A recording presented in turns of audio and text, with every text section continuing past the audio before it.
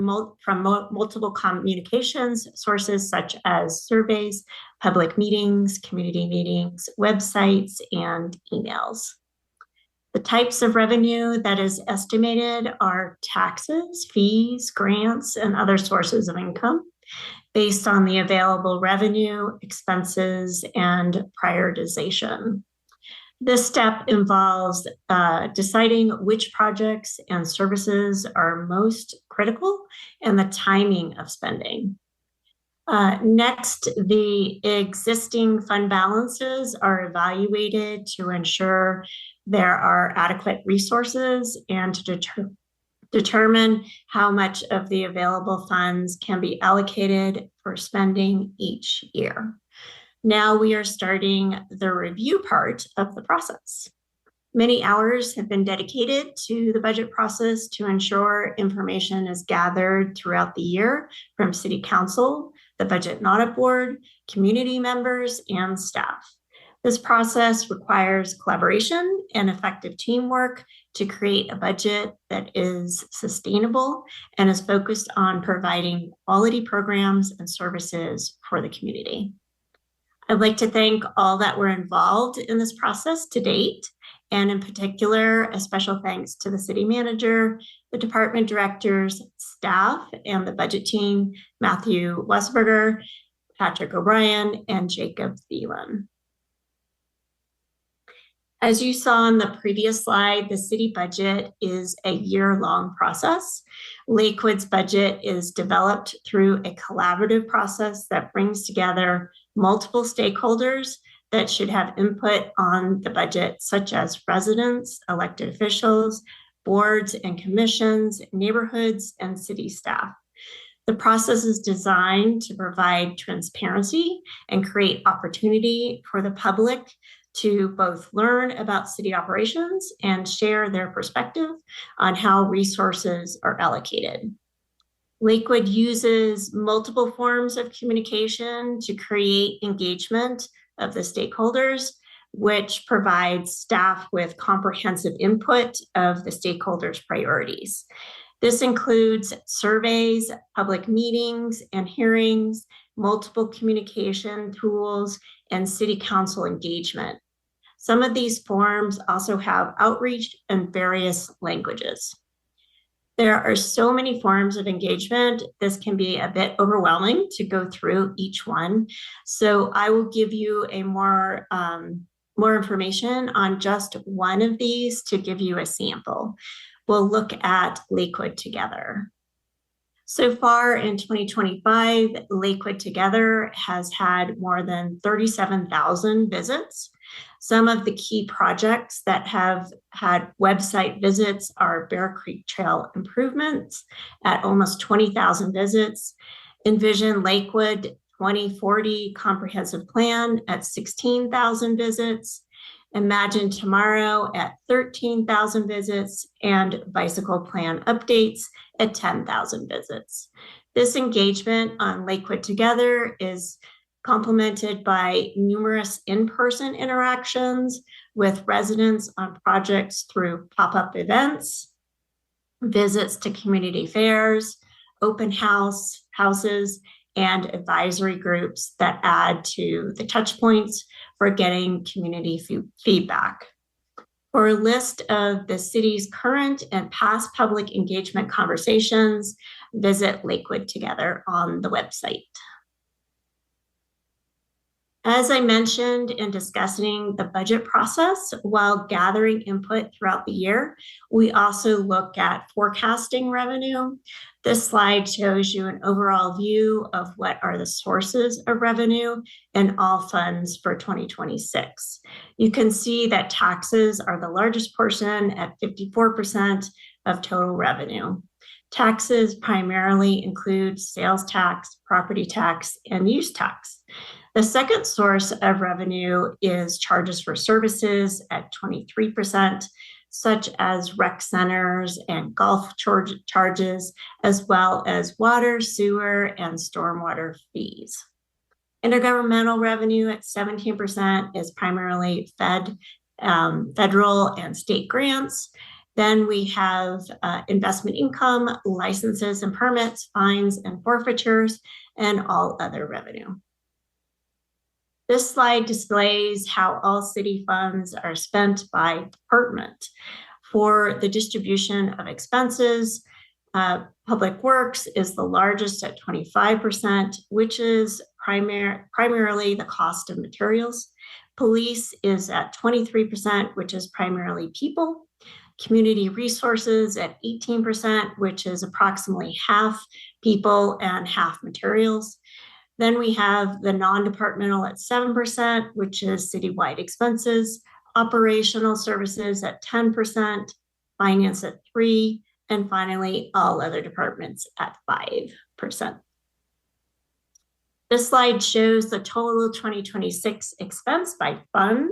As you can see, the general fund at 52% encompasses over half of the total spending for the city and is the largest fund in terms of operating costs, staff FTEs, and programs. The city has 17 different funds, and they are grouped into 5 types. You can see this on the slide, the groupings and the specific funds. The largest fund is the general fund, which can be used for any purpose. Capital project funds, which are primarily for acquisitions or construction and maintenance of capital facilities. The 2 capital funds the city has is the capital improvement and the equipment replacement fund.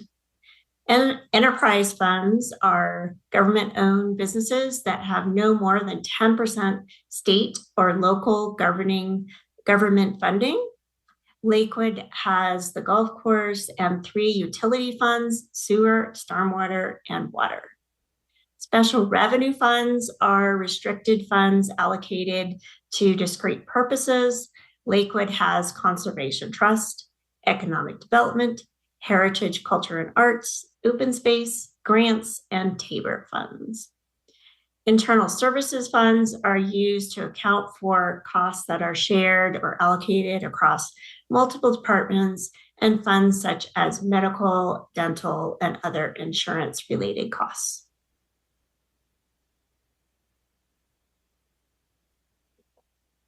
The city's 5-year plan outlines major initiatives that extend beyond balancing the budget year to year.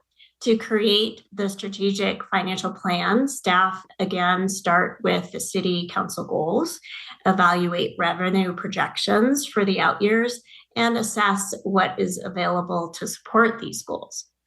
The revenue review includes detailed analysis of sales and use tax and property tax and other revenue streams while factoring in economic conditions such as inflation, business confidence, and impacts on consumers. At this time, the assessment of the 5-year outlook is uncertain and cautious. Before making spending recommendations, we ensure fund balances reserve meet the state laws and city policies. Maintaining healthy fund balances helps the city weather downturns, respond to emergencies, and preserve financial stability for future spending. Available resources to cover operations and core services are evaluated next. Things like parks, transportation, public safety, facilities, and general government functions are reviewed. Finally, we look ahead with long-term investments that align with city council goals and community needs. From 2026 to 2030, one of the areas to address is city facility concerns for aging infrastructure and buildings that are reaching capacity. For example, the new maintenance building. Next year, Corey Peterson will be sharing with you a vision and a plan for addressing citywide facility aging and challenges. This 5-step approach helps the city to create a financial plan that is both responsible today and strategic for the future. Our budget doesn't exist in isolation. It is shaped by the broader economy, In the next few slides, I'll highlight the conditions we're watching closely and what they mean for Lakewood's financial outlook. While Lakewood's budget is grounded in careful forecasting, national and state economic factors remain uncertain. Rising CPI, housing costs, and fluctuating retail sales are influencing business owners and consumer behavior. These trends affect Lakewood through changes in building materials, use tax, accommodation tax, building permits, lottery revenue, and new job starts, which are some of the key local indicators for tracking economic health. The city is conservative but realistic in forecasting revenue as trade policies, federal grants, immigration, and healthcare reforms could shift the economic landscape. This slide reflects national statistics, not specific to Lakewood, from October 2024 to July of 2025. The number of active grants are down 28.3%, available funding down 48.8%, and there have been approximately 15,000 grants canceled and just over 43 billion federal grants revoked. These statistics are sourced from Grant Exec, and you can see the link on the slide if you'd like to check that out. Now, specifically looking at the risk assessment for Lakewood grants. So Lakewood has 82 grants in its pipeline for 25 and 26. The grants were assessed to be 50 at the low risk, 20 moderate risk, and 12 at the high risk. The dollar distribution for 25 is low at 5 million, moderate at 4.5 million, high at 5.3 million, which totals 14.8 million. In 2025, it is low at 3 million and moderate at 1 million. You can see a shift from 25 to 26 in low, moderate, and high distribution. This is partially due to the availability of both federal and state grants, as well as the city shifting to apply for grants that are more likely to be funded based on the continually changing grant landscape. The difference in dollar amount of grants funded in 25 versus 26 is partially due to the nature of this type of funding, which is there are historically large fluctuations from year to year, and also the change in availability of grants at the federal and state level. Now I'll provide a high-level overview of the proposed budget. As you have seen in the previous slides, the economic conditions have been shifting and continue to shift through this budget development process. Facing decline in revenue growth, rising costs, and national economic uncertainty, Lakewood has taken a strategic and conservative approach to budgeting. The city has focused on resources on preserving core services and facilities, aligning spending with city council goals, and ensuring essential programs and personnel supporting these programs remain stable. In addition to continuously incorporating efficiencies throughout the year, the following actions were taken to develop a balanced budget.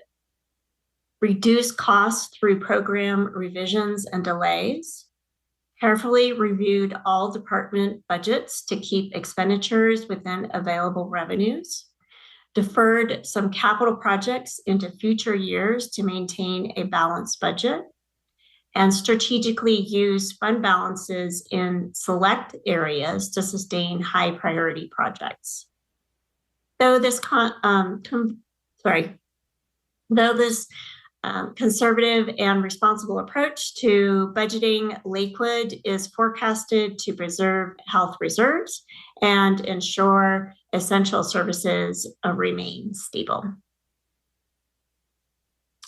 This slide reflects the notable changes for the 25 revised budget and the 2025 original budget for all funds. The parentheses is showing the reduction in revenue on the left side and reduction expense on the right side. You can see the revenue multiple categories have been revised down. Sales tax, motor vehicles, use tax are the most notable items. For expenses, multiple types of spending were revised down to adjust for the revenue reductions and balance the budget. The programs, revisions, and delays, deferred capital projects, and revised personnel cost estimates. The land purchase funding was for transition housing. This item was removed for two reasons. The seller was not ready to sell, and staff have been looking at other solutions with different funding models. This slide reflects the notable changes for the proposed 2026 budget to the 26 forecast in last year's budget book for all funds. The parentheses, again shown on the left side, is the reductions for revenue, and on the right side is the reductions in expense. You can see for the revenue, multiple categories have been revised down, as we saw in 2025. Sales and use tax and building tax use tax are the more notable items. For expense, historically, there was a general fund transfer to the capital fund. For 2026, this was paused because the general fund could not support this transfer and still balance the budget. As in 2025, multiple types of spending were revised down to adjust for the revenue reductions and balance the budget.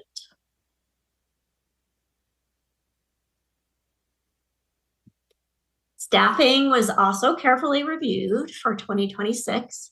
These new positions are strategically placed to strengthen the city services while staying aligned with city council goals.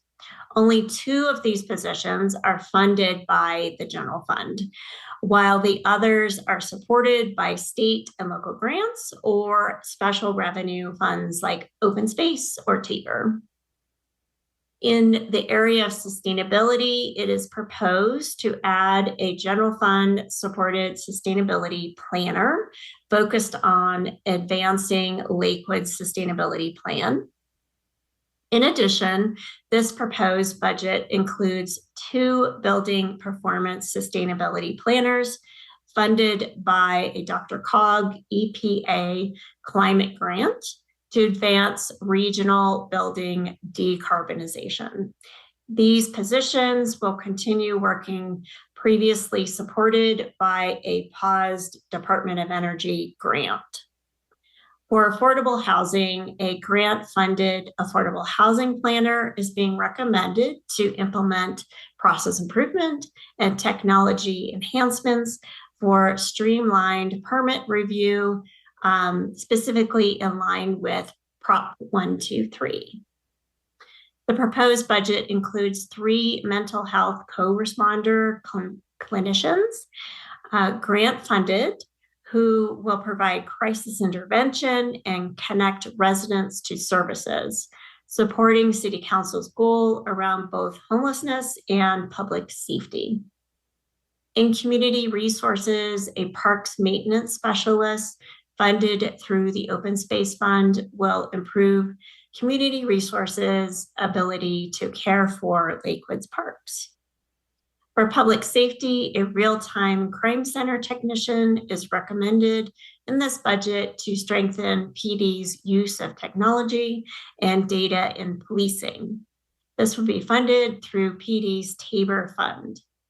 Finally, for public works, a fleet upfitter would be funded through the general fund, which will assist with ensuring city vehicles are outfitted efficiently with the appropriate equipment. Now we will review the general fund, economic development funds, and TABOR. For the general fund revenue, 79% comes from taxes versus 54% displayed on the all revenue slide. This means that the general fund is more reliant on tax revenue. You can see the general fund also has licenses, permits, investments, and other revenue as well. Looking at the trend of revenue over time, this chart compares revenue growth, which is the solid line, and local CPI, consumer price index or inflation, which is the dashed line, from 21 to 26. The reason to display both real growth, which excludes CPI, and CPI is that you can see the trend of real growth without the influence of inflation. Revenue growth, once well above inflation, declined sharply after 2021 and fell below CPI from 2024 onward, signaling weakening real growth performance. Periodically, the question comes up about how does Lakewood's sales tax percentage compare to other local cities?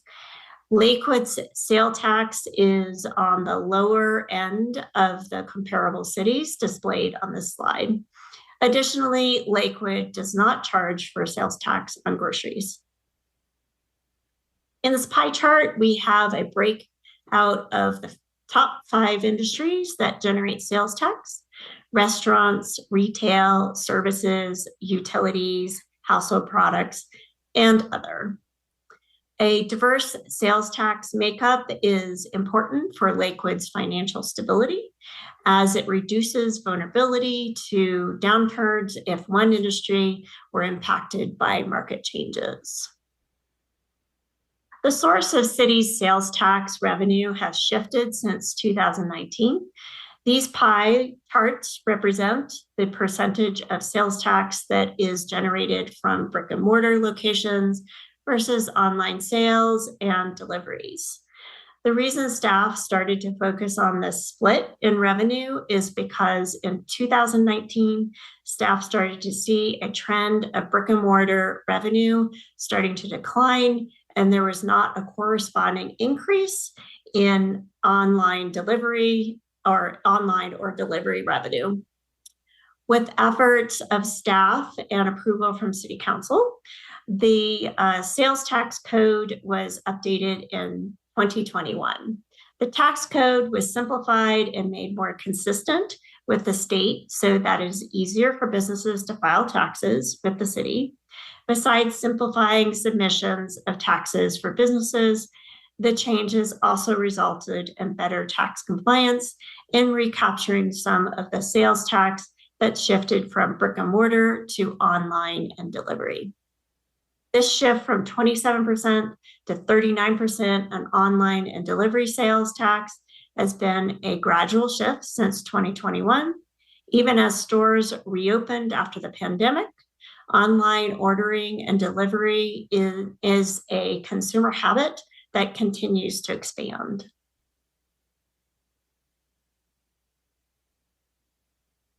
Moving on to property tax, here's an example of the distribution of property tax revenue for a home valued at $600,000. When you look at this $3,400 property tax bill, only a small portion is paid to the city. Lakewood receives 5% of the total tax collected on a residential property. The majority goes to other taxing entities. Nearly half goes to schools, 27% to Jefferson County, and 15% to West Metro Fire.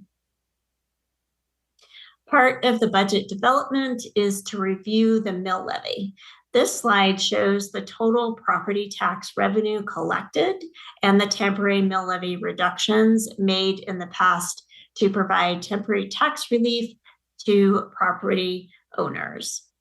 In 2022 and 2023 budget years, the mills were at 4.711, City Council made a temporary reduction to 4.280 in 2024 with the ability to restore the mills back to the historic rate of 4.711 in future years.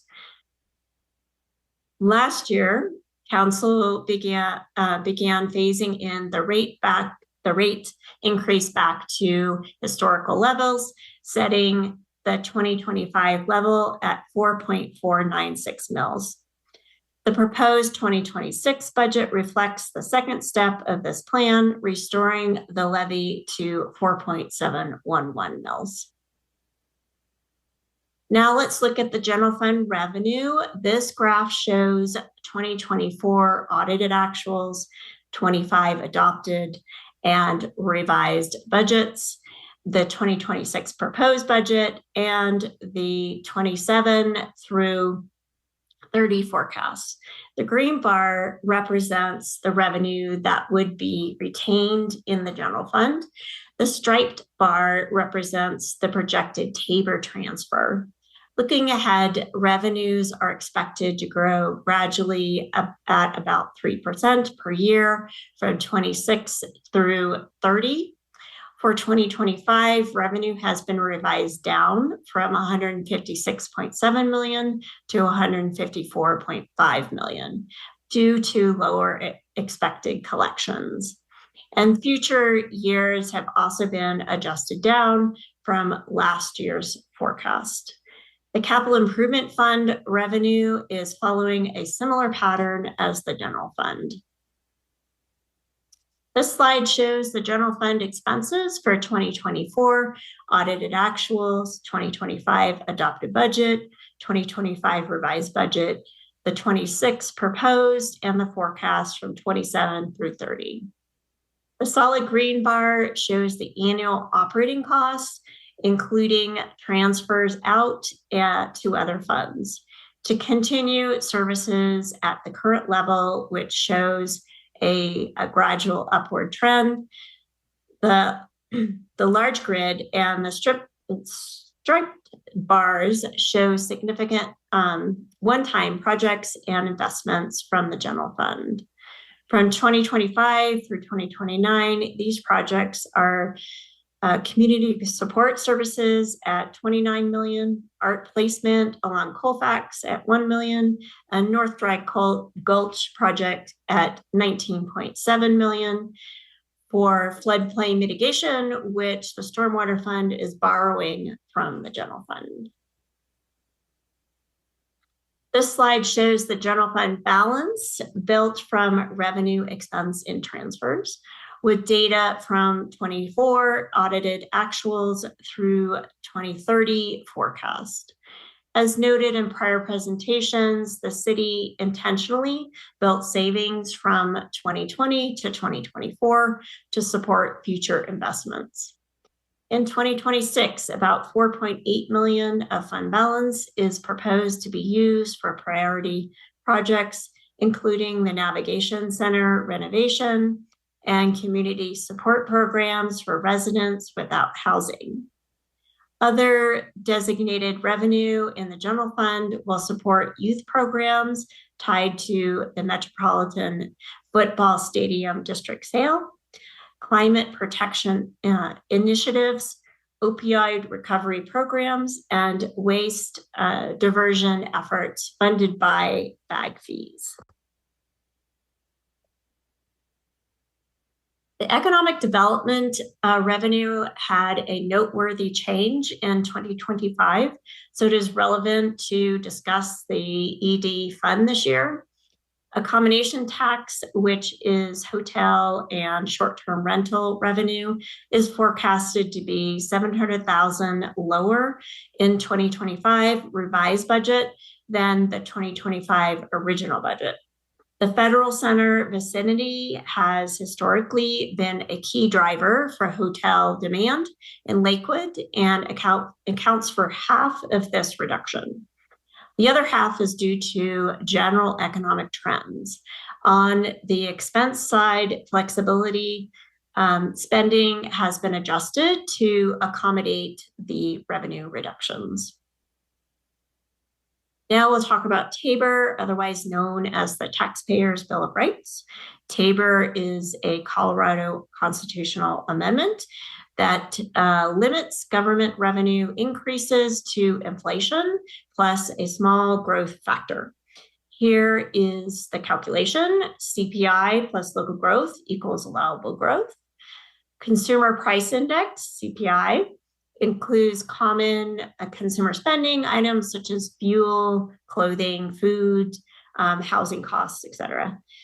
Local growth is identified as new construction. TABOR requires two limit calculations: overall revenue and property tax. On average, about 70% of the total city's revenue are subject to the TABOR limit. As you all know, in 2024, the voters approved Lakewood to continue to retain revenue over the TABOR limit. You can see on this slide how the funds are expected to be used for the rules through the end of 2025 and the rules for 2026 going forward. Because the TABOR limit is determined the following year, the spending for this fund is a one-year lag. What this means is that although in 2018 voters approved TABOR allocations to end in 2025, the rules will still be in effect through 2026 budget year because there is a one-year lag of allocating the funds. The new rules will be in effect in 2027 budget year for the new revenue that is received for 2026. All TABOR money that has been collected for the years 2017 through 2025 will need to be spent using the 2018 rules. Any revenue transferred for years 26 and going forward will follow the new rules. This slide shows what was historically transferred to the TABOR fund. The 2024 audited transfer to the TABOR fund was $16.4 million, which is $2.5 million higher than 2023 actuals. A key factor was the reclassification of a large federal grant to a state grant, making the grant TABOR restricted, which previously was not. In prior years, the general fund covered the full transfer, but with new economic conditions, the transfer is now shared more equitably across the general fund, capital improvement fund, and economic development fund, where the most restricted revenues are concentrated. You can find the list of TABOR projects on the finance website. On the next slide, you will see some examples of how TABOR funds have been used for purchasing technology. There are three major PD projects that are technology focused: records management system, real-time crime center, and Axon report writing. Through these projects, the police department is utilizing technology to create efficiencies and improve safety. The records management system enables officers to issue and transmit summons electronically, reducing paperwork and administrative delays. The upgrade also improves user friendliness, streamlining court processing while enhancing accuracy and accountability. The Real-Time Crime Center provides real-time situational awareness for responding officers and increasing safety for officers, residents, and businesses. Axon report writing speeds up report writing by using AI to generate drafts, allowing officers to spend more time in the field. It also reduces errors and improves consistency regarding case documentation. We'll now move on to the department updates. Here are the City Council goals for 2025. By design, these goals guide the departments, that guide the development of the city's budget as both a policy document and a funding plan, ensuring that resources are allocated to advance community priorities while maintaining flexibility to respond to emerging needs. The department directors presenting tonight will be highlighting projects that align with these goals. I will now turn it over to Director DeAndrea to discuss public works. Thanks, Holly. Good evening, Mayor and City Council. I'm excited to be with you tonight to share some of the initiatives and accomplishments of the Public Works Department and provide some of the planned efforts for 2026.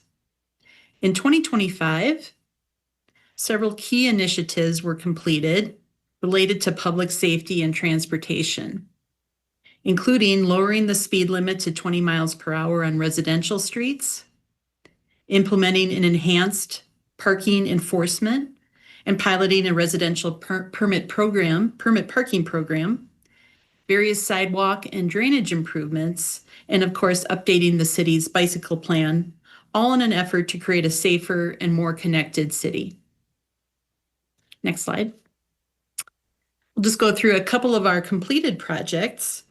Some of those included on the left there, you can see our Green Gables Park walkway and bike path connection. That added about just under 0.2 of a mile of new sidewalk. On the right is the Garrison Street walkway, which also added just under 0.2 of a mile of new sidewalk. Then we added new sidewalk near Kendrick Lake Park, about 0.4 of a mile, and then completed a major drainage project in terms of phase 2 of the North Dry Gulch improvements. Next slide. We've also focused this last year on completing some local drainage improvements. The photo on the left shows the 20th Avenue culvert extension. And then on the right is some erosion control that was completed with the large riprap rocks there that you see that up on Green Mountain. Then, of course, one of our major projects, which will be wrapping up within the next couple of months, is the Wadsworth Boulevard and Morrison Road intersection improvements. This project included widening of Wadsworth Boulevard to allow for acceleration lanes into and out of Parkview Park, which is shown to the left here on the slide. We're looking southbound on Wadsworth here. Then we also added a new traffic signal, a southbound left turn lane from Wadsworth into the park, as well as dual left turn lanes from westbound Morrison Road to northbound Wadsworth, and ultimately completed the missing link, which you can also see in the photo of the sidewalk on the east side of Wadsworth, all the way to the southern boundary, so almost 0.5 mile of new sidewalk there. In total, this project was about $7 million, of which roughly $5 million came from grants. Other current projects include North Dry Gulch, which will be moving into phase 3 here soon in the spring, likely the spring of 2026. And then followed up by the final phase, which is 4, which should wrap up in 2027 and will include a new detention pond near the Whitlock Recreation Center. Of course, the Colfax Safety Project, phase 1, is underway as well, hoping to wrap that up this fall, and then move sometime in 2026 into phase 2. We were also undertaking various traffic signal upgrades and replacements, which are currently underway, replacing the sanitary sewer in 14th Avenue. And then we're also working on some sidewalk and drainage projects along 20th Avenue, one being west of Nelson, and then a second one between Vance Street and Reed Street. All in all, that totals just under $39 million of funding, representing, again, projects both in design as well as those planned either under construction or soon to be under construction. Specifically for new sidewalk construction, we do make an effort as staff to not just complete projects as standalone projects where we're just doing the sidewalk and completing those, but trying to wrap those into other larger projects such as the North Dry Gulch improvements. So with phases 1 and 2 of North Dry Gulch, we actually were able to add just over about 1/3 of a mile of new sidewalk through those two first phases. As it says there, some of the plans we have for 2026 include 1.27 miles of enhanced sidewalk as part of the Colfax Safety Phase 2 project, adding new sidewalk along Sheridan Boulevard between Florida and Jewel at just under a half a mile, and then Wadsworth multi-use path in two segments, which again is just under half a mile between Yale to Eastman, and then again from Mansfield to Jefferson. Bikeways. This photo that's shown here is the Garrison Street improvements that were installed earlier this year as part of in conjunction with our pavement management program. The park there shown is Addenbrook just to the left. You can see that bicyclist in the new lanes that were marked. So for 2026, we're able to up the budget from 100,000 as a result of that new bike plan, because I know there's a lot of interest in seeing those projects implemented throughout the community. So we are going to focus on some of those low-hanging fruit by doing some signing and marking of neighborhood bikeways through the community. And we can do that relatively easily with in-house crews. Then also we're focused on looking at West First Avenue between Carr and Garrison Street, as well as potentially extending Garrison Street again. What we learned from this year's Garrison Street project was really that we want to take those lessons learned about how do we implement this and really dovetail that with our pavement management program. So the $100,000 is a bit of a misnomer in that goes just for signage and markings. And really the preparing the pavement is done, all the costs associated with that is through our pavement management program. So we're trying to, again, match those projects up so that we can basically have a fresh new asphalt, a nice surface of the roadway in order to put down the correct striping and make it look so that everything looks fresh and new, and the bike lanes are well striped so that they become not only safe but very visible to the traveling public. And really, again, our intent is to make sure that we're focused on community outreach as we go about these new projects, explaining to folks what we're doing, property owners and the residents out there, and then ensuring that we're executing not only in a high quality, but in a timely manner so that we're not holding up our pavement management, but again, kind of getting a better bang for our buck by doing those projects together. And really that, again, while there may be an interest in putting additional funds to this, the limiting factor really becomes staff's ability and the time element to do the proper community outreach, as well as the design so that we can dovetail those projects into pavement management. Next slide. Just a few highlights for public safety specifically. I've already mentioned our Colfax Safety Project, which is again very focused on pedestrian safety with those improved crossings, continuous medians down the entire length of the street.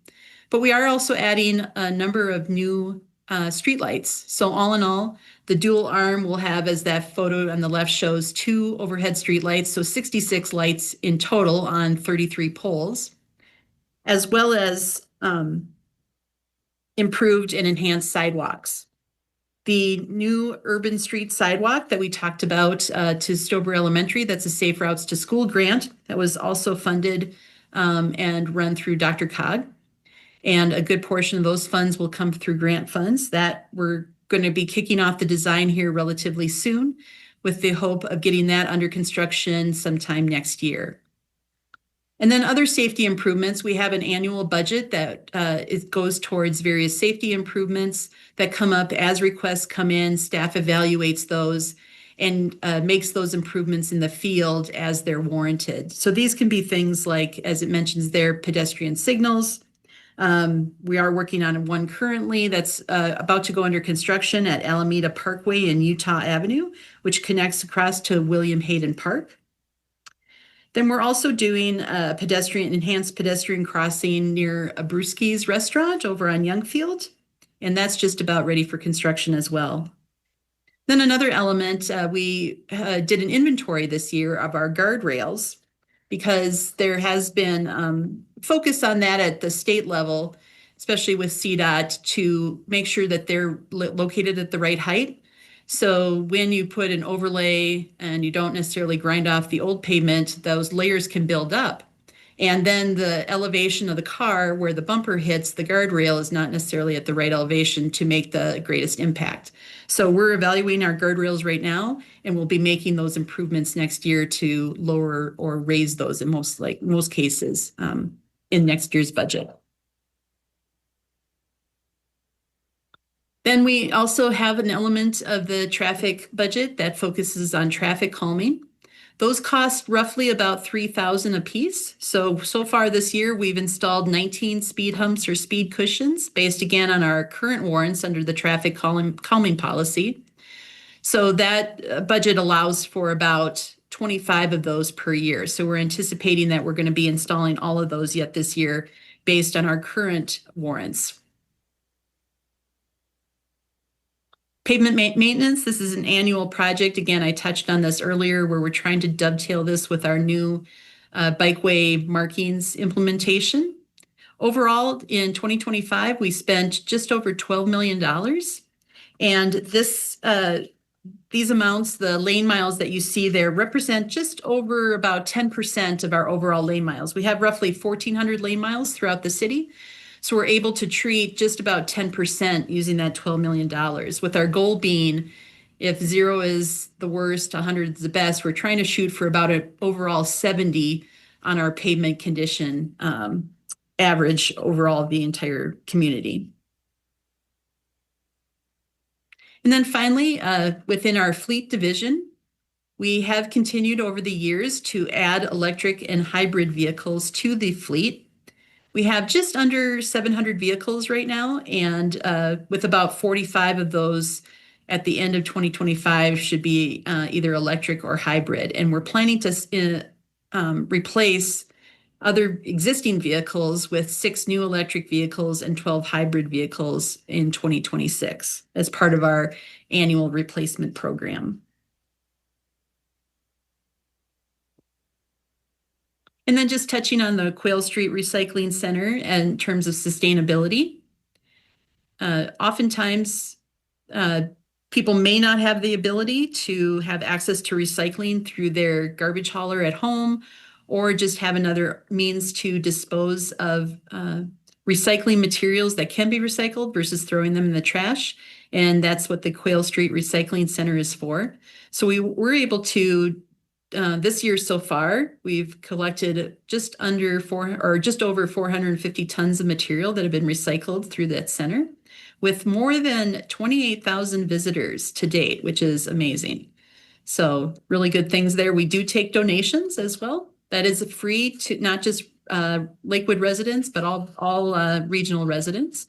And we do take donations, as you can see there, a fairly good return for that volunteer donation.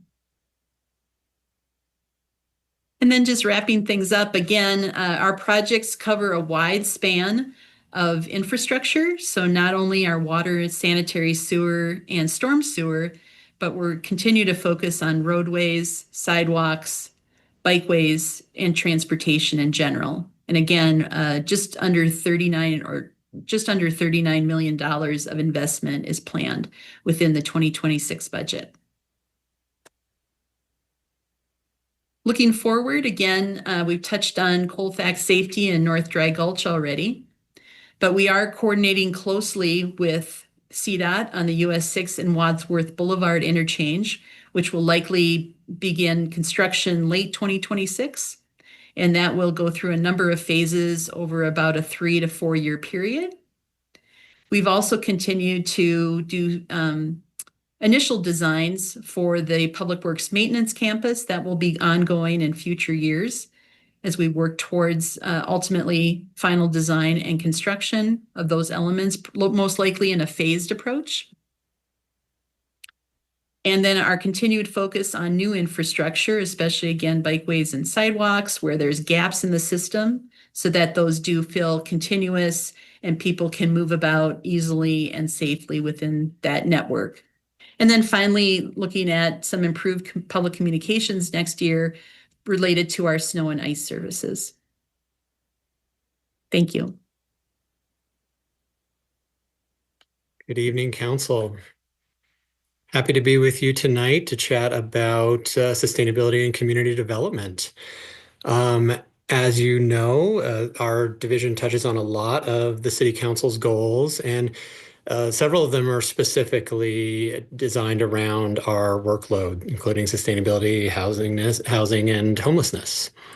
I'm going to start today chatting about sustainability and want to talk through a bunch of current projects that we have going on and work that we've done in 2025.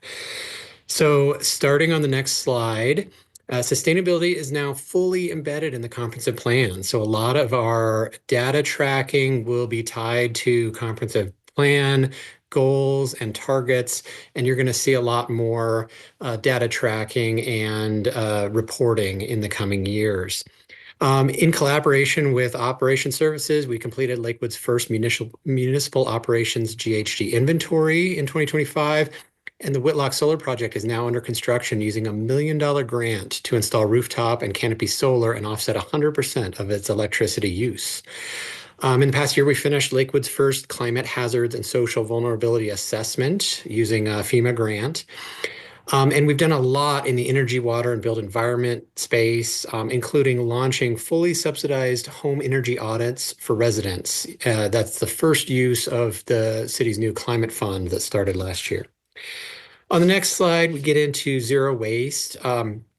Last year, the city hired its first zero waste planner. This gave us dedicated capacity to expand waste diversion efforts. The focus this year has really been on expanding composting access, new citywide yard waste program, pumpkin composting events this fall. We're looking at elementary school cafeteria composting, starting at Rose Stein Elementary with a pilot there, and composting at all municipal events and facilities. At our last staff event, we reached 99% waste diversion. In collaboration with Public Works and Operation Services, we completed the EV work plan. In the past year, adopting new EV policies, expanding fleet electrification, as you saw in the last presentation, and secured $300,000 in grants for chargers at rec centers to support public access to charging. On the next slide, we have done a lot in the water conservation and turf replacement realm. Our outdoor water efficiency program so far in 2025 has touched 400 participants and saved nearly 2 million gallons of water. As you're all aware, as part of the updates to the zoning code, you all have helped strengthen Article 13 for improved sustainability and new development. And in this past year, the Sustainable Neighborhoods program was inducted into the All-America City Hall of Fame. On the next slide, we've done a lot in the tree space as well. For the 42nd consecutive year, Lakewood has been named a Tree City, USA Tree City. This year, we received the Living Landscape Award from Plant Select for the western end of Colfax Avenue. These medians are a showcase for how native plant materials can thrive without the need for extensive supplemental water. We will be continuing our community tree sale in the spring, which provides low-cost trees to Lakewood residents for planting on private property. And finally, we've completed the mandated electrification of all of our small equipment in the Parks Department, as mandated by the Air Quality Control Commission, which aims to reduce air pollution emissions through the use of small handheld lawn and garden equipment between June 1st and August 31st, when Colorado typically sees higher ozone pollution levels. Moving on to new initiatives. So obviously we're doing a lot in 2025. There's more to come in 2026. We've been talking a lot lately about building benchmarking and building energy performance. You saw that there will be 2 new people starting. So we had originally received a $9 million Department of Energy grant that is currently on hold, but we have found a replacement, a backup option of a $1.5 million grant from Dr. Cog. So we're going to be able to kick off this program, hire our new 2 full-time employees, and be back in front of City Council in the spring with an ordinance for building benchmarking. We've launched our first residential compost program. We've got we're planning 5 food scrap drop-off sites that'll open in Q1. We're going to be expanding school composting, planning curbside organics, and recycling in alignment with the EPR. We've been developing online the climate action dashboard for transparency, accountability, and program improvement. So expect a lot more public transparency to our sustainability efforts. And finally, drum roll, in 2026, we will be expanding the Sustainable Neighborhoods program again, and finally adding 2 new sustainable neighborhoods to raise the total of sustainable neighborhoods to 12. Moving on to affordable housing and the unhoused. So our unhoused program really focuses on 3 main areas on the next slide. First, our homeless and housing navigation. So our CAT team, our homeless navigators are focused on helping with acute issues for those experiencing homelessness, providing people resources, pointing people to the direction of our support systems and the county support systems, including the navigation center, including food and housing resources, mental health resources, et cetera.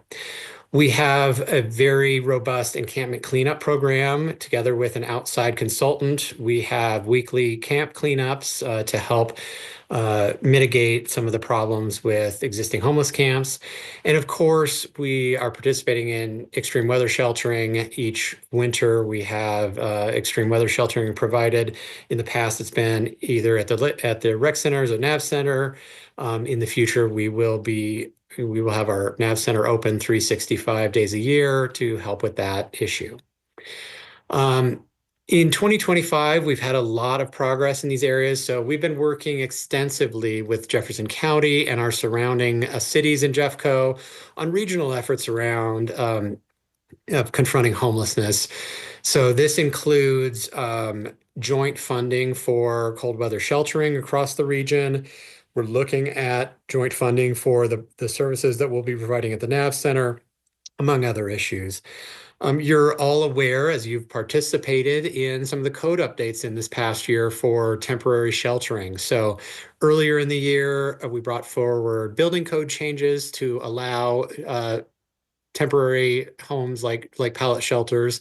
And currently you all are working on updating the zoning code, which has a lot of improvements, including the ability to have different types of housing as a matter of right in the zoning code. We have spent a lot of time in 2025 assessing properties for purchase by the city for the provision of transitional or permanently supportive housing. That work continues, and we hope in the coming months to bring forward an option for you all to consider for this purpose. And finally, a ton of work has gone this year into the Navigation Center and into transforming it from the Navigation Center it was to getting the renovations done, making it a brand new facility that will be able to help shelter people 365 days a year in Lakewood. Switching gears to affordable housing, a lot of work's been going on in 2025 in this arena as well. You're all aware that we've worked to expedite or to create an expedited review system for affordable housing projects. So we now have a process in place to do a 90-day review as mandated by the state and as we'd like to do to get affordable housing developments in and out the door in 90 days. You all are participating right now in updating the zoning code, which has a number of provisions that will help allow for the provision of affordable housing and encourage affordable housing. The city is in its 2nd year of contributions to Colorado Gives that will be facilitating specific projects with affordable units. And then finally, our CDBG programs and money from CDBG and from economic development will be supporting eviction prevention and single family rehabilitation. And then my final slide, many of you are part of the Housing Policy Commission or watching its work. That work will continue in the coming year. We're going to be continuing down the road of getting an inclusionary zoning policy put in place. There are plans to look at YIGBY, or Yes in God's Backyard, legislation, and continuing to look at an affordable housing fund and having ready money available for support of affordable housing projects in the city. Thank you for your time, and I'll turn it over to Director Wieland. Good evening, Mayor and members of City Council. Tracy Wieland, Community Resources Director. Next slide. Community Resources is pleased to present to you the 2025 accomplishments and projects in progress, as well as the 2026 work plan and how both years align with City Council goals. I will specifically cover trust and accountability in government, thriving economy, and public safety, transportation, and infrastructure. Thank you to Director Parker for covering community resources alignment with City Council's sustainability goals earlier in the presentation, and for CFO Bjorklund's review of community resources involvement in additional thriving economy alignment as it relates to placemaking and public art efforts, which she will cover shortly. Next slide.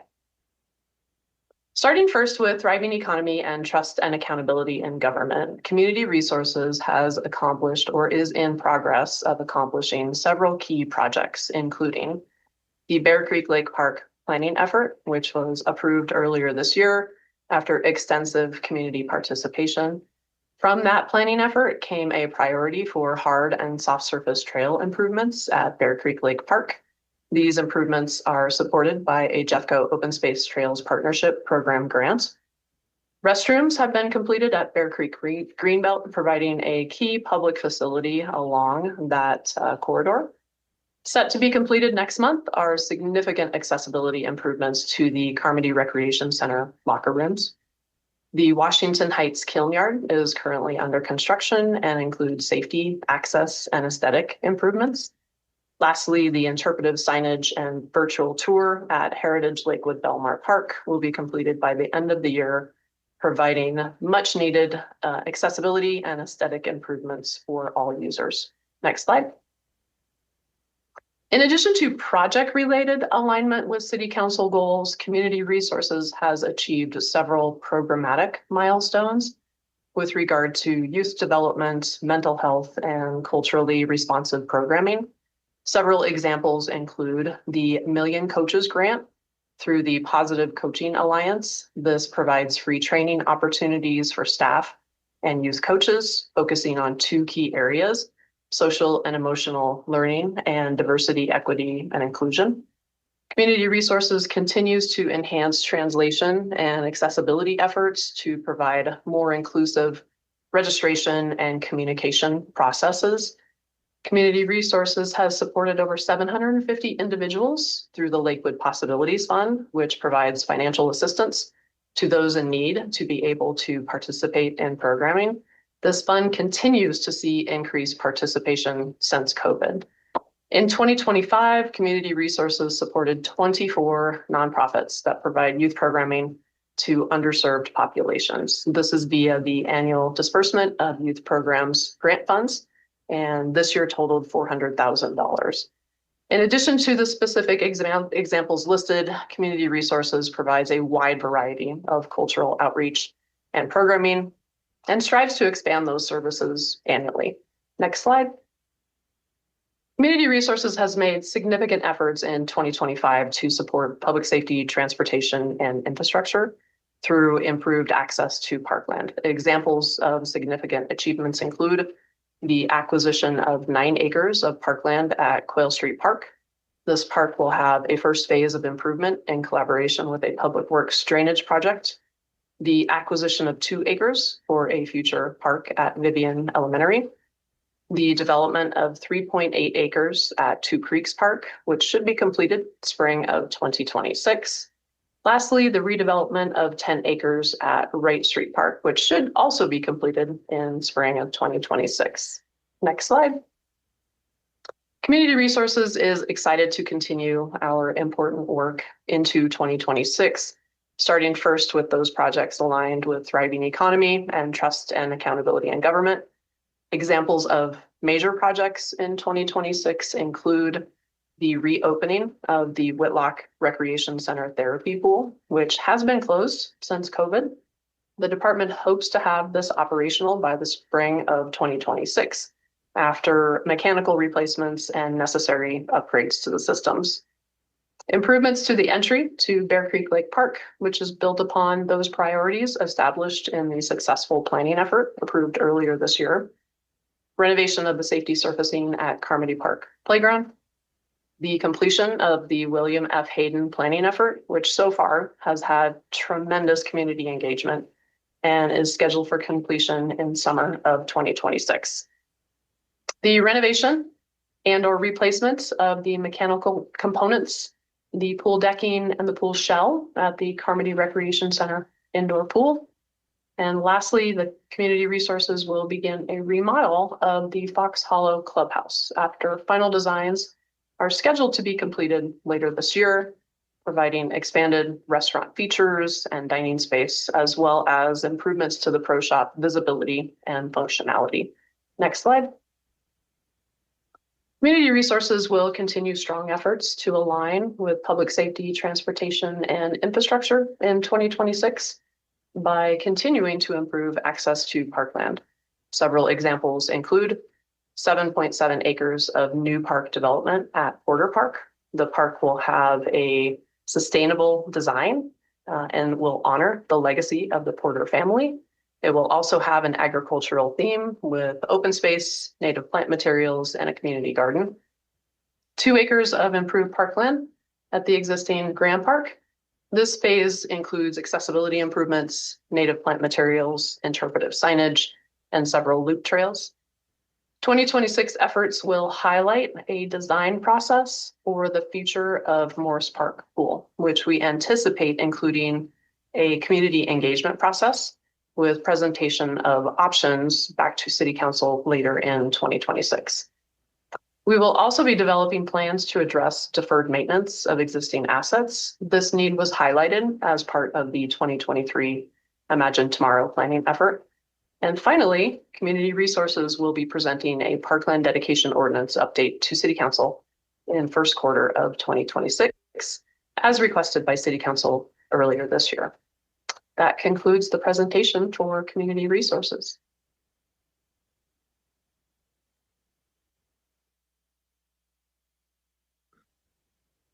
Okay. So I am going to talk about finance.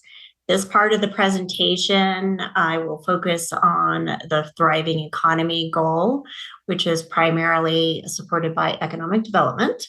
However, the finance department as a whole serves in a support role for other goals listed on the City Council goals.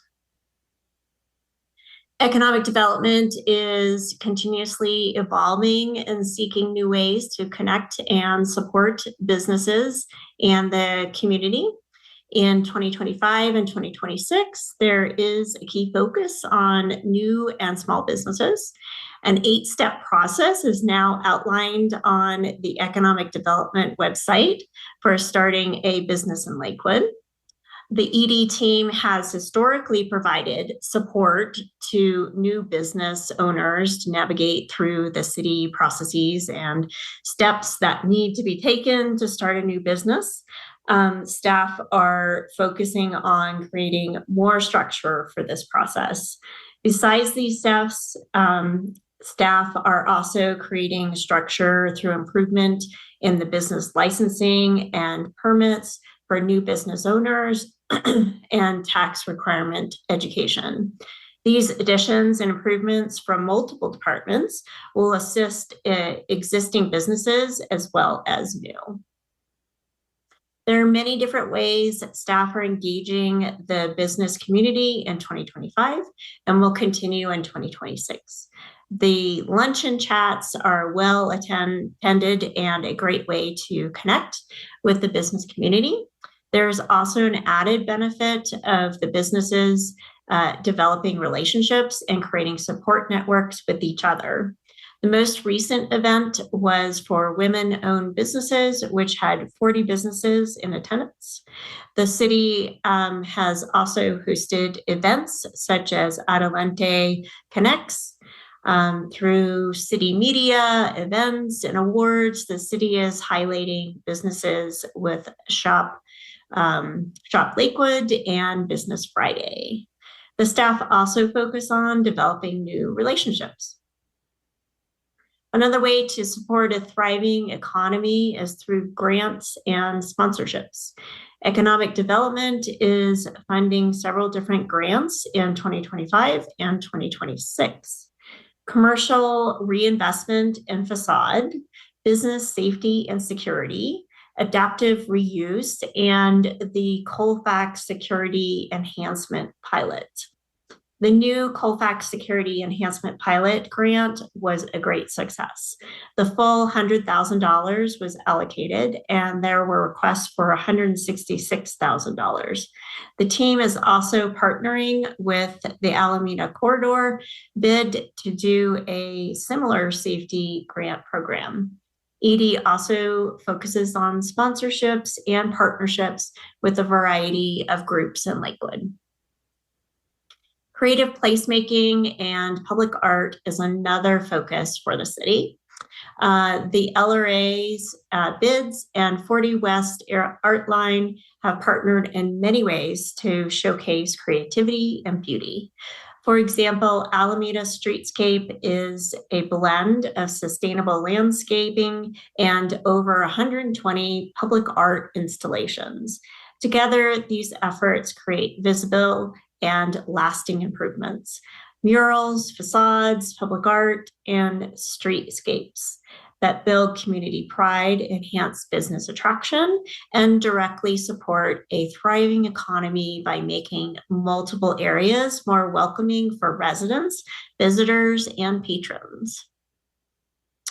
Through this creative placemaking, the city is transforming everyday spaces into vibrant, memorable destinations. Included in the 25 revised budget is the 6th Ave and Wadsworth Interchange Design Project, funded at $460,000, which will bring landscaping and signature art pieces into one of the busiest gateways in the city. As part of the 26 budget, the Colfax Safety Project dedicates $275,000 to public art, strategically placing at 5 key pedestrian crossings to enhance both safety and beauty. On West Colfax, just under $700,000 is committed to streetscapes and art improvements that stimulate economic development and celebrate culture in neighborhoods. Highlights include restoring Bellows Park at Art Walk and adding a new landmark sculpture at the 40 West Colfax Hub. And looking ahead, the Westland area proposed improvements, just under $1 million investment over both 25 and 26, will elevate the visual identity of the corridor. Lakewood's investment in placemaking and public art is made possible through a blend of funding sources, including the general fund, capital fund, grants, and support from both the LRA and business improvement districts. This diversified approach allows us to stretch resources and bring art into projects of every scale. In total, these commitments are 7% of all city capital projects in 25 and 9% in 2026. This amount exceeds 1% of all city capital projects, a benchmark long recognized in other leading communities as the standard for a strong and sustainable public art program and mentioned in the City Council 2025 goals. By maintaining higher than a 1% investment, Lakewood is signaling that public art is not a side project, but a core component of how we design, build, and invest in our community. So this is the end of our presentation for the city budget. The next meeting on the budget will be September 23rd with the Budget and Audit Board. Then October 6th will be the first public hearing, and October 20th for the second public hearing. Before I turn it over to Mayor Strom for questions and discussion, I wanted to give thanks and introduce the Budget and Audit Board members. From the City Council, we have Councilor Isabel Cruz, who is the board chair, Mayor Pro Tem Jesselyn Sharzai, Councilor Dave Ryan, and the community members are David Engel, Bobby Wolf, and Lauren Cisnero. Thank you for your insight and discussion on the city finances. Chair Isabel Cruz, would you like to make any comments? Thank you, Ms. Bjorklund and team. I will be short just to make sure that we have time for questions, but really appreciate all of the work and time and clear listening to some of the comments that have been given. So thank you all, and I'm excited to hear what the questions of the board and our city council are.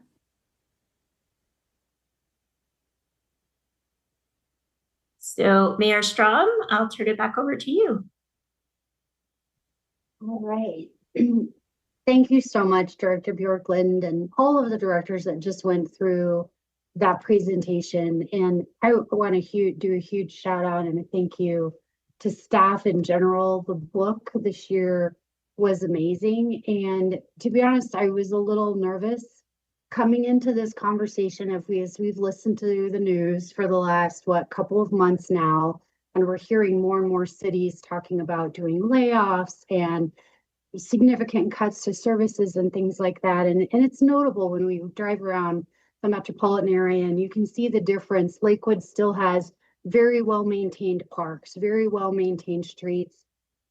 It's just the level of attention to the financial stewardship that you all have had as we're creating budgets and watching budgets and going through these shifting times.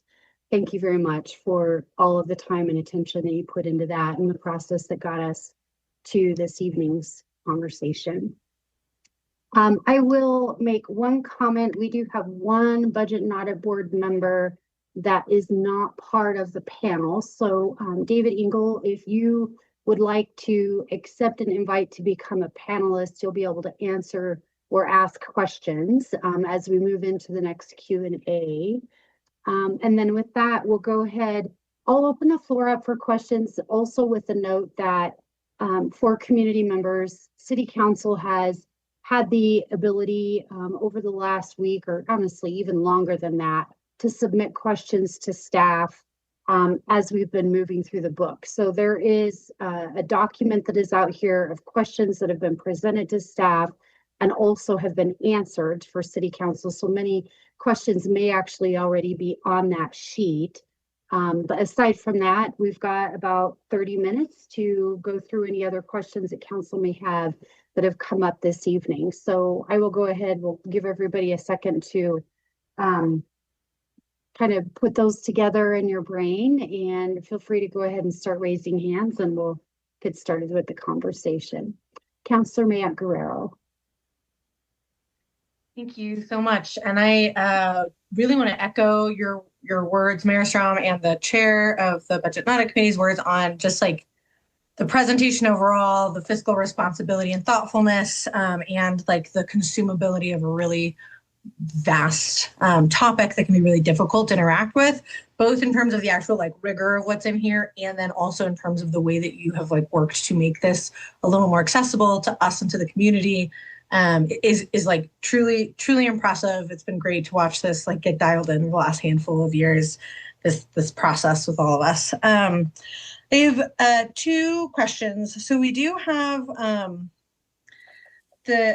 we talked, I think, a lot about, you know, the importance of maintaining the assets that we do have within community resources, parks and art and community investments, and then also a lot about all of the new ones that we are currently in process. And I think my question is whether or not, I'm not sure exactly if this should go to Ms. Wheeland or to, you know, I'll defer to you all. just to talk a little bit more about that balance of like our investment in new things and maintenance. I think I've gotten a lot of questions. Again, this also might go beyond one department. I've gotten a lot of questions recently in the last couple of weeks of sort of letting the community know that the budget process is starting and to send me things. Handful of folks really curious about that park maintenance component and about parks, the idea that there might be some version of park amenity and or park staffing that could help relieve some of the conflict between our like unhoused folks in parks and housed folks in parks. And in particular, I've gotten that question from like the Sprout City Farm staff quite a lot, where they're really worried both about like some levels of trash, not needing people to move, but just like the vastness of the camps and the trash and like not having sufficient trash receptacles basically to deal with that. And then on the side of like water access and bathroom access. And I know this is something that came up at our annual retreat too. So again, I don't know exactly who to direct that question to. It's a little vast, but if we could just have a little discussion on that. And I'd ask Miss Whelan to take a run at that if you would, please. Certainly. Thank you so much for the question. We did, if this is the same or a similar question to what you had submitted today, we did take a stab at hopefully answering that for you and specifically address some of the concerns that revolve around Mount Air and Sprout City Farm. And you're correct that there have been some challenges with the maintenance at Mount Air, specifically related to unhoused and some of the conflict. So we have had issues with portable restrooms. We are unable to find a contractor who will continue to service that site based on safety concerns that they had encountered over a year ago. So restrooms at that site are just not possible because we just don't have options for doing that. And we have been very creative and flexible with regard to moving certain amenities around the park to not necessarily take things away, but maybe strategically place those. So we are very willing to continue to be flexible and adaptable to dealing with some of those issues, certainly. Thank you so much. And that leads me just right into my second question, which is, I noticed that we didn't have a specific police presentation this evening.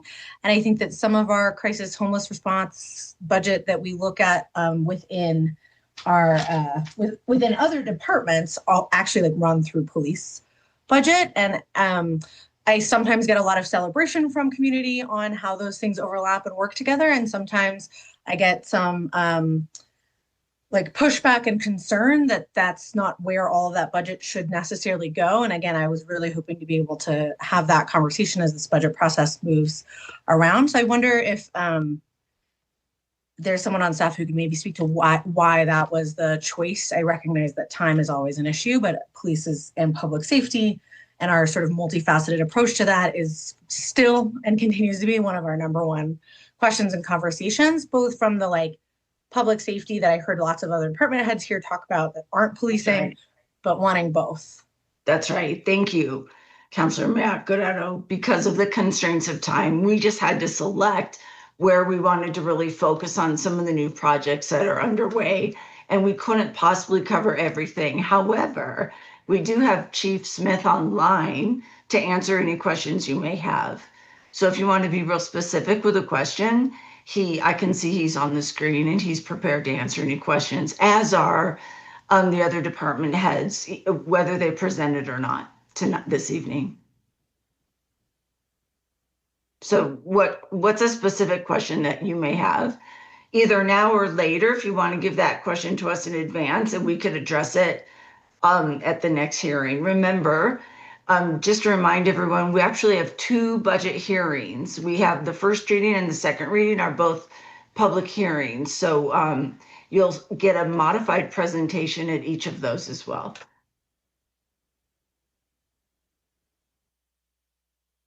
Thank you.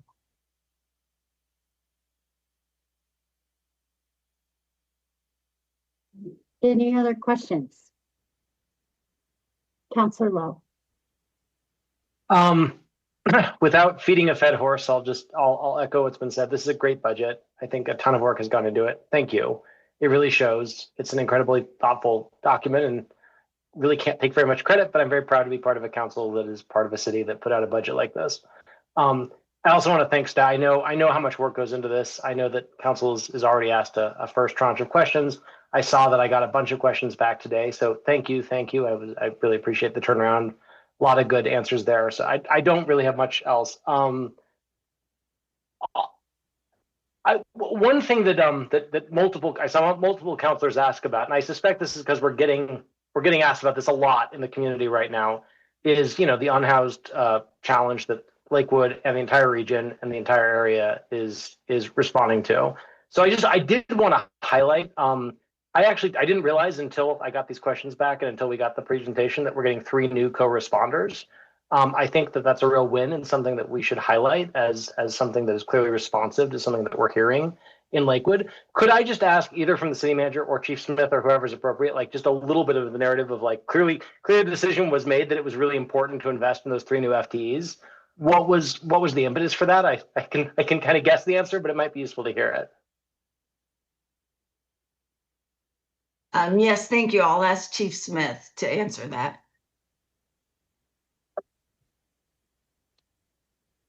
Here he is. Can you hear me and can you see me? Yes, All Chief right. Smith. I'm already ahead of last year. Good evening, Honorable Mayor and Council. And to you, Councilor Lowe, co-responders, when I got here to Lakewood, that was like having Christmas presents under the tree already for a police chief. Nationwide, we have a problem with with mental health, drug addiction, basically unhoused, and we are going after it in this city, and I appreciate it. It's a tough battle. It's a two-edged sword. One is compassion, where you're looking for resources to take care of them, and the other half is to protect your population, which suffers from some of the ills of those people that they get into trouble, and obviously. So anyways, we have 2 co-responders, and we're hanging in there. We understand the revenue situation in the city and basically the entire metropolitan area. I'm sorry, I'm a little cold. So, I got a cold, so I'm shaking around, but the addition of the 3 co-responders will be put to great use. We've been monitoring the statistics and the impact and the time saved on the call volume by using co-responders. And they don't just respond with a CAT team member. They also respond with the uniforms. So they're utilized where they're needed, they're not isolated to just the CAT team. That's one thing I saw in the questions that come up. Second thing is understanding the revenue situation. Obviously, we're going to look for grants and have the feds pay for some of our amenities that we want to have. And this helps us in 2 ways. Number one, the taxpayer in Lakewood gets a break for about a year or 2 years where we can establish data and we can establish the need for the position and we can support it going forward. And the other thing we can look at is sometimes maybe it's not needed, but again, it didn't go at the taxpayer's expense. So adding 3, we get 1 for a year and 2 for 2 years, I believe. So we get plenty of time to assess the data and to see how that's going to impact. What I look for in the co-responder program is to preemptively minimize crime. Because if you help them beforehand and you give them resources, you're going to stop them from taking the other route. And the end line is the crime rate at the very end. You can't tell by a specific program, especially one that's preemptive, but you can tell by the overall crime rate. So that was the mindset, and we've always had that. Just a matter of making it work in this financial environment. Great. Appreciate that. I would certainly just highlight what I'm sure you're hearing plenty, which is response times and sort of a strong. I've gotten generally very positive reviews from the CAT team, and I think having a responsive, timely response from when folks do ask for a CAT team deployment is a real priority. So we just applaud this and encourage that we continue to prioritize making sure that they have whatever staffing is necessary to get this important work done. If I can ask one, I see Councilor McGrath has one other question. Can I ask one other question and then I'll be done here? I and at least 1 or 2 other councilors asked one question about the reserve, and I saw we got an answer back, which I think partly or largely addresses my question. I guess I would pose the question this way. this is a very thoughtful budget, and I mean, it strikes me there's an argument that it's a somewhat conservative budget in the sense that we're allocating significantly over our required reserves. I see that there's, part of the answer to that is that there's going to be some drawdown over the next coming years, and I understand that. I guess some in the community might say, given that we're anticipating significant pullbacks in federal and state funding over the next few years, this is a time to make sure certainly that we're meeting the 10% reserve requirement, but not be massively exceeding that, given the needs that we're seeing in the community. I mean, can I just ask staff what they would say to folks that maybe pose that question? Is that one directed to me, Counselor? No. I would address that mostly, I think, to the city manager or the CFO. But thank you, Chief Smith. Thanks, Chief Smith. I would ask our CFO, Bjorklund, to answer that. So I think there's two aspects to this. One is that the primary restriction that we really had this year was based on being able to support our ongoing expenses with revenue. We have two ways that we measure whether we can fund things or not fund things. One is the ongoing, so people, et cetera, that we have to keep paying for them year after year is paid for by the revenue, not by what's in the fund balance. So the fund balance wasn't quite as restricted as actually what we're spending on an ongoing basis. So that's the first thing. The second thing is that what we've added from the balances for one-time ongoing things is what is the capacity of the staff to be able to complete in terms of the projects. And also within the capital fund, there is restrictions in terms of how much they can do in terms of one time. So that one, the capital fund had both restrictions and ongoing revenue, as well as what's actually in the fund balance. So the fund balance that you're probably looking at more is the general fund, which is more restricted by the revenue and also by what's the capacity of staff to get done in a year. Okay, thank you. Councilor Mayor Guerrero. Thank you. This question, I believe, is for Chief Smith. I've gotten a handful of questions over the last several weeks and promised I would bring it up today about the increasing amount of cameras being used at least in Ward 2. And these questions, just so that people know, are mostly coming from people who are active in the Two Creeks Neighborhood Association.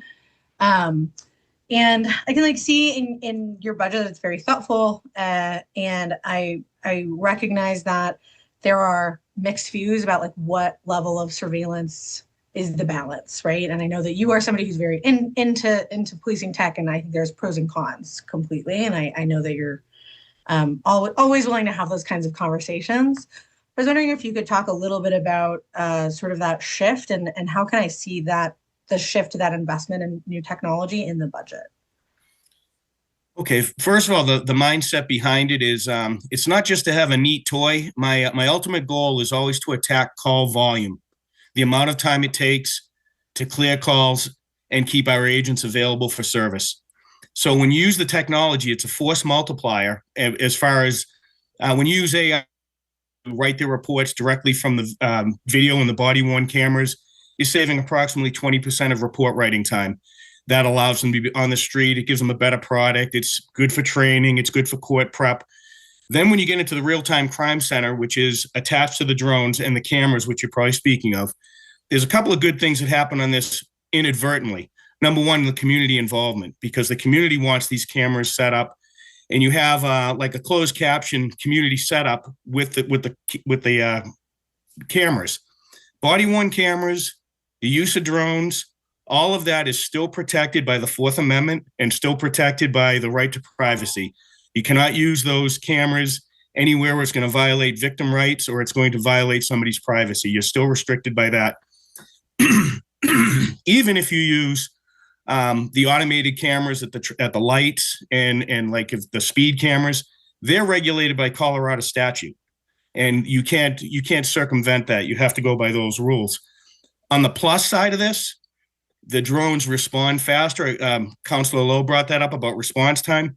Your response time is faster because the drone doesn't have to stop at a stoplight. It doesn't have to take rights and lefts and wait for traffic. It goes right to the scene. And a lot of times it lets us know if there is even a need for an agent to respond, which is cutting down almost 30% of our call responses from agents. There's your call volume reduction. What this eventually will translate into, and it's a safety thing. Obviously, they're there first. It's good for reporting for court. It's a set of eyes, objective set of eyes. But again, it can't fly into a place or surveil a place that's protected by the Fourth Amendment. You can't just surveil somebody without a warrant, just like if you did it with your own eyes. The drone is actually an extension of our eyes. It extends us faster and gets us there for de-escalation purposes. We can show up, the scene's already, we can be there and surround the situation before it becomes a furor. We can definitely de-escalate with it.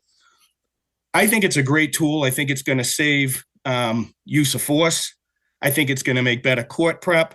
What I'm really hoping is for the old school thought process of omnipresence, which is if they think you're there watching, they're less likely to commit the crime. And the presence of the drones, the real-time crime center, that's eventually going to get out to the people who would like to break the law, and they're going to think twice about doing it in Lakewood. And some of our problems obviously come over the line from Denver. I mean, it is what it is. We border the major city. I'm not using it as an excuse. That's our field to play in.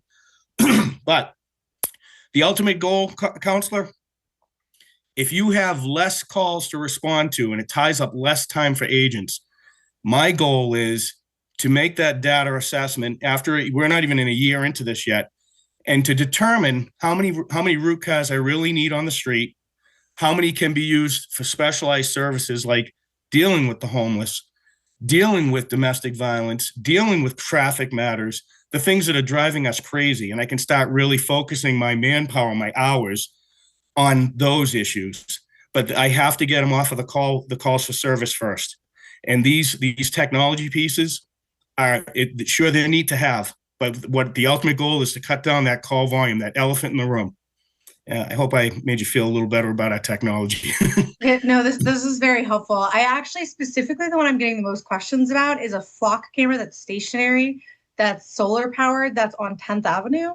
Mm-hmm. We can talk about this offline, but I just want to be clear that the drones, I'm getting some questions, but that is actually specifically the camera that's causing sort of the broadest questions. And I to be clear, I will follow up written so that you can have more time to answer. Because that was great. That was very helpful, but I don't want to dominate this conversation. And so I think to me, I really want to understand how to reflect what that investment looks like when we're looking at the budget. And so that the budget story and then the story of crime, the story of response time can work together for me, and I can help with the community understanding of that. So I will follow up with a written question. I had one written that I submitted last week as well about that. So, but that was a very helpful overview of the purpose of that investment. I'm at your service. Just to add to that, in terms of the where in the budget the discussion of those items are, the real-time crime center and Axon reporting writing is on page 319 and on the large purchase list. And then also there's some discussion on page 18.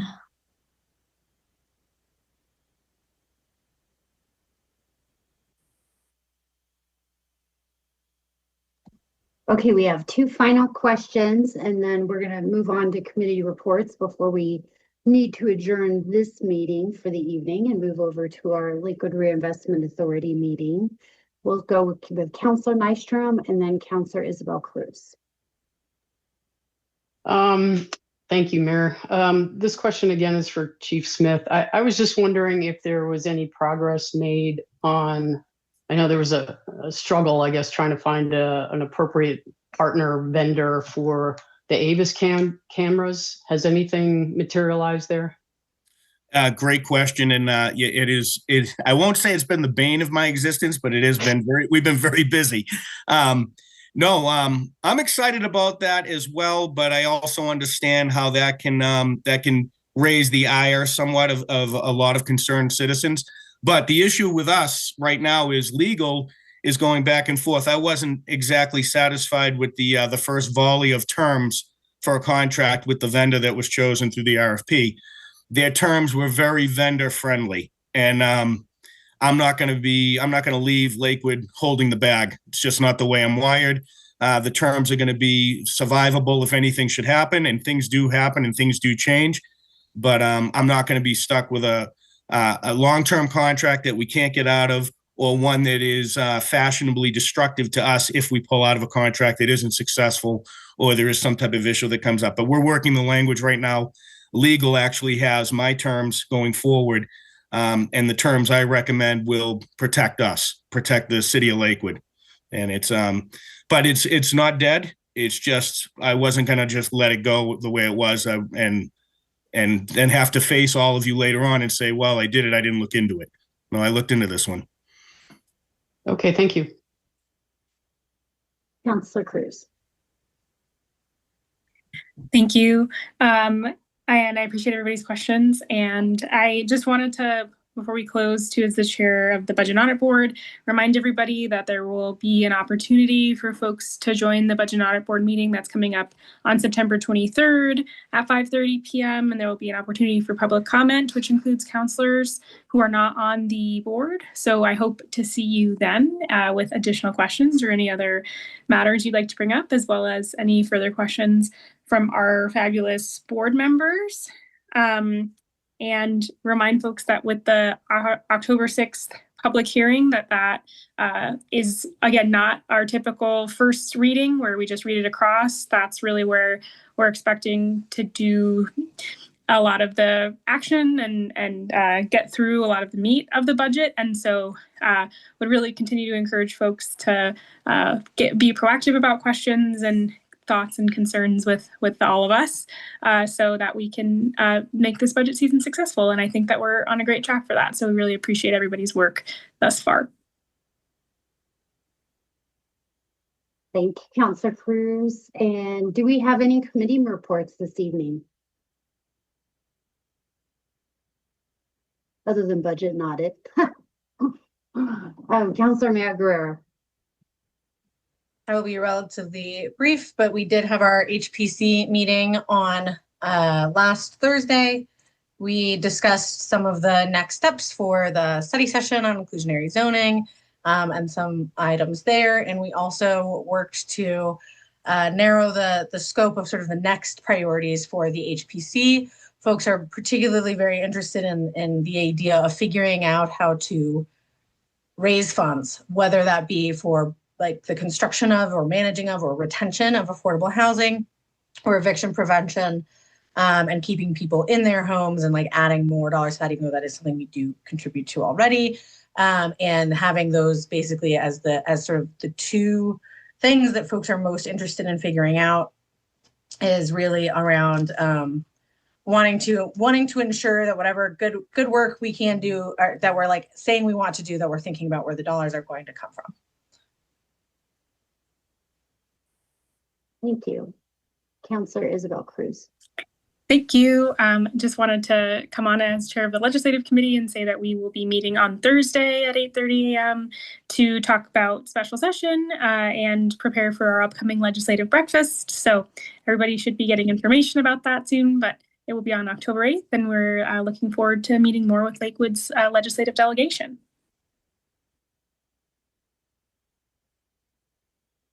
All right, and with that, seeing no more committee reports, we'll go ahead with no more further business this evening. I'll adjourn this study session at 7:56 p.m. Good night, everyone. Well, Mayor, everyone can stay on the line for the 8 p.m. LRA meeting because it's the same Zoom link. Okay, thank you so much.